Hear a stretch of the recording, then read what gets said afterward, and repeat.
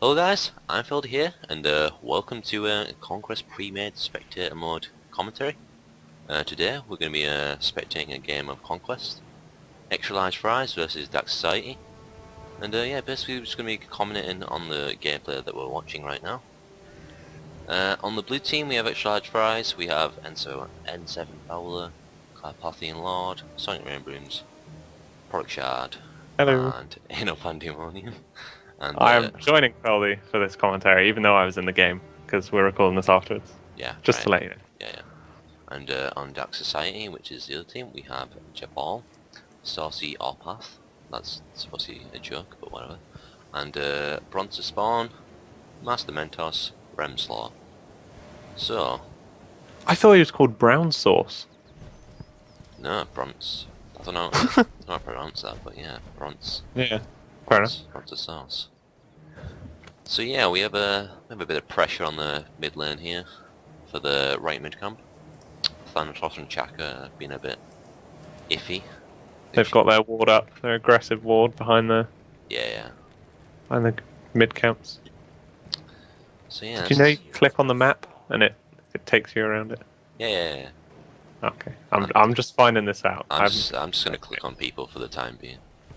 They've got all three people over at the left mid camps. Yeah, that slowed them down at the beginning. Yeah. Right. Yeah, rather than the Geb starting the blue. That's interesting, actually. Do you want to go on about builds like you did the first time? Yeah, sure. Right. So we have Pandemonium on a pretty generic Mercury build. We have the Bum's Mask for the sustain within the jungle. We have the Boots for a bit of movement speed. We have the Hog one for speed in getting camps, I suppose. And we have the Pots also for sustain. And just quickly, I'll mention that even though Connor got the red buff, he actually left it there for me, because the Mercury doesn't need that much extra damage at the beginning, and Scylla does, so he left that for me. And I've picked that up just to help me push against the Now Kwong, which should outpush me tenfold at the beginning, but as you'll see, he might not. Ooh, isn't that nice? Right, so we have that build for Anal Pandemonium. We have Rainbooms on a pretty generic solo Barbaric Shroud Hog. Yeah, that's good. That's good. 3 hogs Where on did the the team. rest of his money go? I don't know. 800, 300. He didn't spend 400. That's interesting, actually. Yeah. That is interesting. Might just not be loading or something, but that seems a bit odd. All I can see is Vampiric Shroud and Hog. Yeah, So, me too. So yeah. Next build, we have Carpathian Lord. We have Watcher's Gift. We have Shoes 1. Just shoes, so a bit of movement speed. And we obviously have wards placed down, so that's 100. And we have Hog, kind of just for the blue buff at the start. I will comment on this build because I do play support quite a lot. I don't generally go for the boots at the beginning. I just go for Watcher's Gift, Hog 1, 2 wards, and with the wards at the beginning I just get them two, the Watcher's Gift and the Hog. I rush it, I'll place one down in the mid camp if I've spawned on the side in which ExLF Fries has here, and I place on the mana camp with the enemy team. After I've done that, I return and I get 3 pots each of the mana and the health, just to keep sustain in the lane. So yeah, that's what I do. And as we can see just here, look at the mid lane at the moment. yeah, that's what I'm looking at. Yeah. That was very interesting. So yeah. Oh, yeah, an ultimate coming down from Rainbooms to get the first blood. So that is the new war ult that everybody's saying requires literally 0 skill, and as you saw there, required literally 0 skill. So I used my crush on the Thanatos, which got him extremely low, but there was still nothing I could do after he pushed back behind the tower. Called over to Rainbooms, who was playing the new war. He just popped the ultimate, and before he could return, got the kill on the Thanatos. So didn't require any skill, not like the Neath ult, who has to aim. It just popped it, and it also did damage to the rest of the people on the game, and secured that kill for us. So we made sure we picked up the Noir because we didn't want the enemy team to have that ability as well. Yeah. gonna comment on the warding from Carpathian Lord here. It's not usually what I do, as I said earlier, but it is good warding because it is making sure the jungle of the enemy team is kind of backed off in a way, just in case. If you look at the friendly and enemy wards, they're both right next to each other. Yeah. Even though they can't see the wards, they've both placed them like so close to each other on each side. That's great. That's really good. That's that's really funny. So That little waving. I'm gonna look at the build of, let's see, N7 Fowler. Right, so N7 Fowler has gone for Dev Gloves 2 at the start. He's completed it at this point. I'm gonna comment on the fact that he probably shouldn't have gone for Death's Toll, and I personally would have gone for Heartseeker 1 and then Health Pot at the beginning, but he decided to go for Dev Gloves 2 for the sustain, which actually didn't work out for him, but that's okay because he's kind of kept his cool, and his supports kind of managed to like sustain the lane and not take any damage on the tower, which is good. Yeah, he got down to low health pretty early, so he got to go back and finish that rather than having to sit in the lane. But in mid lane, if Fledy didn't see it, the Alquong's getting very, very aggressive and is pushing up to my tower, and so Connor just ulted in, and I missed my ultimate, but we got the kill on him. Right, as we can see on the duo side, we're getting some aggression coming in from the red team. As you can see, the Geb's rotating in from the left side, which is actually really good from that team. See an ultimate coming down from Kumakana, and is that going to be a kill? That's going to be a kill from Thanatos on the Artemis, so the Kumakana is actually going to have to retreat. And that's going to be a 1 for Dark Society. That's kind of going to give him a bit of a gold comeback, in a way. Oh, is this going to be Kumakana down? I think that's going to be a Kumakana kill. If Mercury isn't quick enough. Oh, yeah, that's going to be a Kumakana kill. I think he's not going to be able to clean up. But I think that's a niche kill. So yeah, that's again, the Rainbooms comes in with that Noir ultimate, securing the basically dead Neath, which otherwise nobody would have got at all. That one ult has caused this game to change a little bit. Yeah, that's got 2 of the kills so far. He's got 2 kills from mid lane and left lane, while he's sat in right lane just having fun against this Chak, just keeping his cool and farming up. And yes, it kind of stops him being able to kill the Chak himself, like in his lane, because he doesn't have a big ultimate with lots of damage to kill him. But he's secured 2 kills across the map and put our team 3-1 ahead, which then went to 3-2. No, it was 3. It was 2-all, then 3-2. Yeah. Right, so I'm going to comment on the builds on the enemy team. Right, so we got Jabal. He's got boots 2 at the moment, and he's building Anfile. Yeah. I personally would have just went for Anfile straight on. Wouldn't have bothered with the boots. Yeah, I don't think he was quite confident enough to say who was going to be against him in the solo lane, just because of inexperience probably. But Scylla and Noir, one of them's going to be in the solo lane, so if you know that, just rush the Ensile, and that would have given him a much bigger advantage. Yeah. In the early game. Right, so we're at 7:15 at the game at the moment. There's about a 1k gold league? Nah, it's about 700. There's 3 kills ahead. I'm not sure about the XP, but I'm pretty sure it's in favour of ExLF. We're going to be seeing some aggression coming in from, let's see, the Alquong at all times. He's living the clear, you know. Yeah. That Alquong clear. Oh, that's a nice crush. Thanatos heading over to right lane to help out with this Noir. She is very strong. But she doesn't actually have any wards, so the Thanatos is there unnoticed, coming in from behind. That's gonna be a kill in mid lane again. I actually missed that one. The Alquong just pushing up too far. It's gonna be Mercury rotating. Yeah. It's gonna be a rotation. Mercury then rotating over to right lane. Oh, that's a nice pull. Yeah, that's very nice. That's gonna be 2 easy kills picked up just purely because of levels. The Neath coming in for the Noir. Yeah, that's gonna be a cleanup for the Noir. So the Noir getting back at him for that cross map ultimate earlier, securing the kill, the revenge kill. But yeah, the Noir ult again, because she's able to go right up in the air and become immune to everything, actually delayed it long enough for the Mercury to get there and clear up and help get those 2 kills.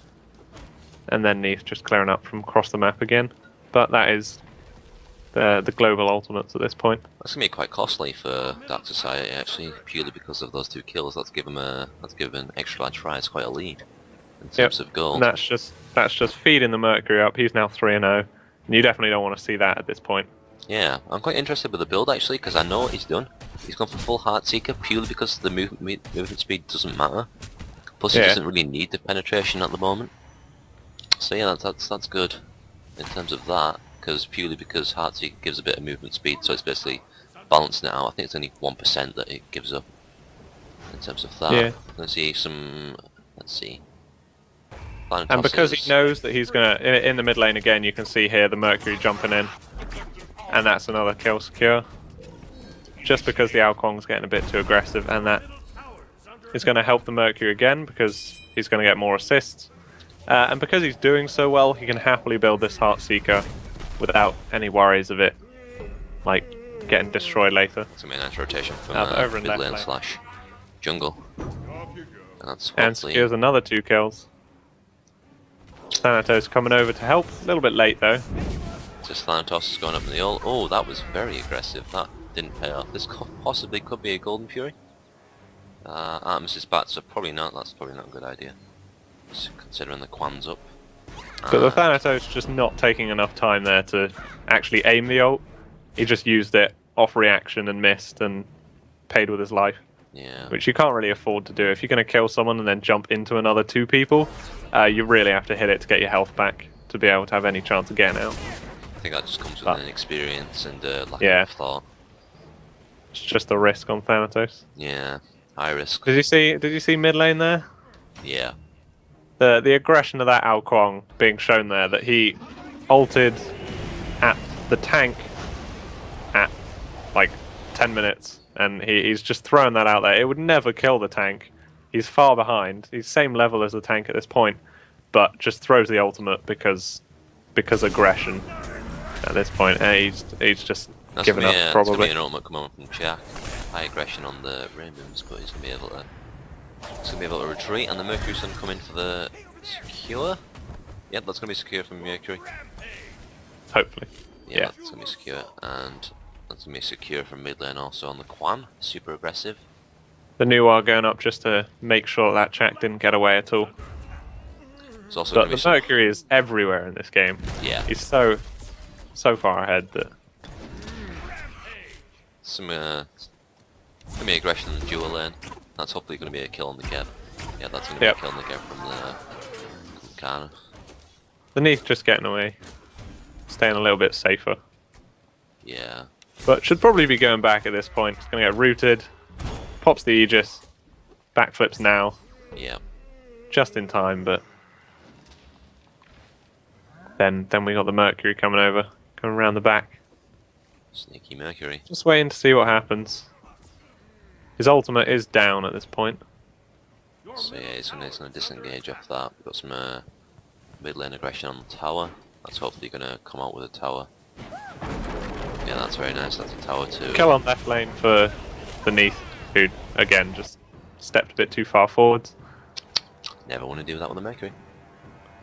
Rotation's coming off the Mercury because he knows that one of the dual lanes down. So he knows that he can make a rotation in. Hopefully and 2 people in mid lane pushing past their tower that now doesn't exist against a Mercury that's 3 to 4 levels above them. It's going to be a nice dash away. And that's going to be an ult to the Scylla. Monster just getting that kill. That guy. And it is snowballing. At this point, the enemy team should be playing a lot more defensively, trying to get all the camps they can in the jungle just to get back XP, and rotating as a team to get picks on people, but they're just moving as single people or 2 people against a mid lane and a jungle that are huge number of levels ahead of them, and they're just losing out pick after pick, and it's just draining their resources and stuff. They're now 6k behind. They're 17 kills behind now, with the Nuar getting that. And they just shouldn't be getting this aggressive. Yeah, it's totally right. Should be thinking about what they're doing. And Kumakana's going to solo a mid camp. That's interesting. Yeah. Shows how much Because the enemy he can teams. do that with that damage boots, the shoes of focus. Yeah. God damn. Shoes But the of focus Thanatos are going up left lane. Thanatos Nobody's is gonna actually be low an enough for him to kill, Yeah. so he's If he goes in now, he's Tank. possibly going to die. He's going to go in on the tank, which probably wasn't a good idea, considering his level 12 ADC, 16 jungle, and 11 tank. mid lane. The Ao Kuang's now just getting a bit desperate, trying to push that tower, and just sits there, ready for me to kill. It's going to be a nice siege. It's going to be a nice siege from Scylla. It was late on the ultimate hit me, but it was just to make sure. No follow up did. Yeah, the tornado the did a bit of damage, but oh, Scylla's New wild's gone up. Yep. That's just going to be for your secure. Did it kill anyone? No, it was actually I think it was either Connor. I don't know. That is going to be a Connor dashes into tower. Yeah, because he can. Yeah. There's going to be rotations Might coming lane out from the solo lane to the duo lane. And that's going to be the end. That's going to be surrender from Dark Society. Just before 15 minutes, 21 kills behind. And they unfortunately let it snowball to that point. By just letting us get kills on them when really they should have been playing a lot more defensively. Buying those defensive actives, stopping us getting the kills. But that comes from experience and basically a Mercury that was far too good and got fed. Yeah. Because there's nothing you can do against that. That's unfortunate for them, but they kind of let themselves be contained by that one. So yeah, anyway guys, hope you enjoyed that video. It was interesting, to say the least. Hope If you did, let us know in the comments and we'll maybe do more of the good games that we get and hopefully get better at the commentating stuff. Because it is difficult to see everything that's going on and not miss any of it. Because in that game it did get started very, very quickly with the kills and stuff because the enemies were a bit over-aggressive. So didn't have too much time to just talk about general stuff and the team and who was playing what. But yeah, hopefully it was alright. Yeah, I'll try to cover as much as I can, but you know, as you just said, the aggression was just too much and it was pretty difficult. So yeah, anyway guys, hope you enjoyed. Leave some support on the video, like, sub, etc. And yeah, see you guys in the next one. Bye bye. Bye bye.